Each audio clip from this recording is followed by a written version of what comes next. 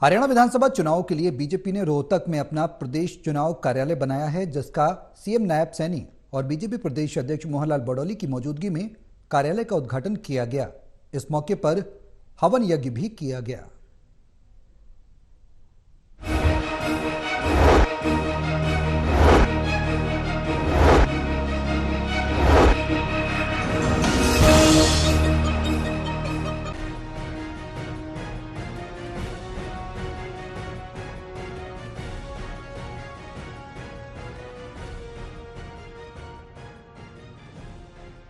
हरियाणा विधानसभा चुनाव के लिए बीजेपी ने रोहतक में अपना प्रदेश चुनाव कार्यालय बनाया है, जिसका मुख्यमंत्री नायब सिंह सैनी और बीजेपी प्रदेश अध्यक्ष मोहनलाल बडौली की मौजूदगी में उद्घाटन किया गया।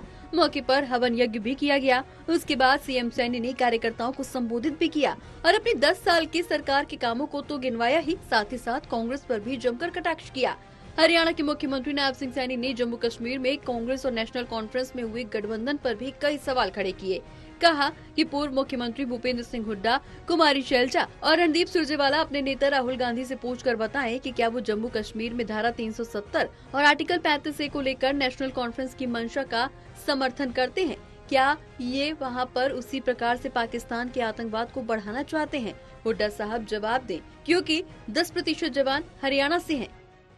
मैं ये पूछना चाहता हूँ कांग्रेस के लोगों से, जो जम्मू कश्मीर के अंदर कांग्रेस और नेशनल कॉन्फ्रेंस के बीच गठबंधन हुआ है, मैं उसके लिए पूछना चाहता हूं कि क्या कांग्रेस पार्टी ने जम्मू कश्मीर में नेशनल कॉन्फ्रेंस के साथ गठबंधन करके धारा 370 और आर्टिकल 35A को वापस लाने के अब्दुल्ला परिवार की भारत विरोधी मंशा का कांग्रेस पार्टी समर्थन कर रही है?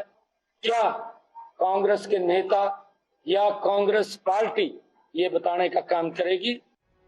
वहीं हरियाणा विधानसभा चुनाव को लेकर भी सीएम सैनी ने कहा कि हरियाणा में कांग्रेस की दुकान खाली हो चुकी है, उसके पास अब कुछ भी नहीं बचा। किस प्रकार से कांग्रेस की सरकार के समय रहते कुछ सवाल पूछे गए, अब तक उनके जवाब नहीं मिले हैं। इनका देश प्रदेश के विकास से कोई लेना देना नहीं है, इनको सिर्फ कुर्सी चाहिए।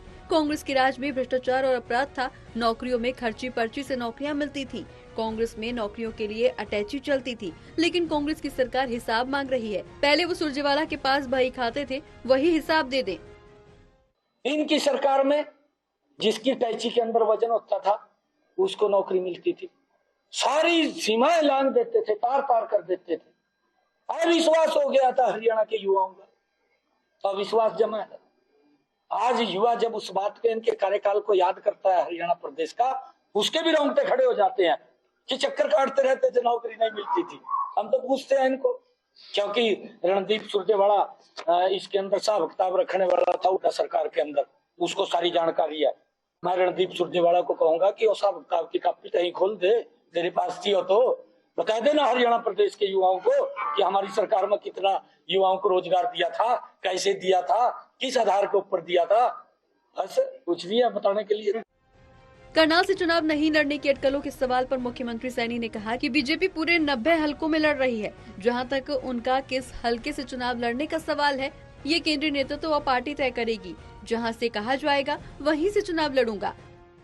मेरे पास तो जिम्मेवारी 90 की 90 विधानसभा की है।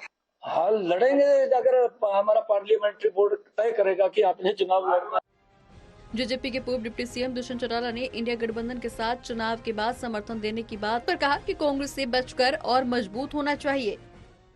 देखिए, क्योंकि हमारा सहयोगी दल कांग्रेस क्योंकि रहा है और हमने, क्योंकि हमारी सीटें पिछली बार कम आई थी और उसके कारण से हमने हरियाणा प्रदेश के लोगों को एक स्पष्ट और मजबूत शासन हमने देना था।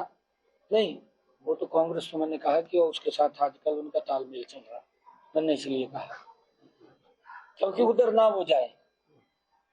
कांग्रेस तो जेजेपी को खत्म करना चाह रही है, मैंने इसका कारण से कांग्रेस का नाम लिया। कांग्रेस जेजेपी को खत्म करना चाह रही है, क्योंकि मैं दुष्यंत चौटाला जी को ये बात कहना चाहूंगा कि थोड़ा मजबूत हो जा। पिछली बार 10 सीटें ली थी, भी ले ले कुछ थोड़ी बहुत थी। बहरहाल हरियाणा में जैसे जैसे विधानसभा चुनाव नजदीक आते जा रहे हैं, वैसे वैसे राजनीतिक माहौल गर्माता जा रहा है। सभी पार्टियां अपनी अपनी जीत का दावा कर रही हैं, लेकिन जीत किसकी होगी ये 4 अक्टूबर को ही साफ हो पाएगा। Bureau report, total TV.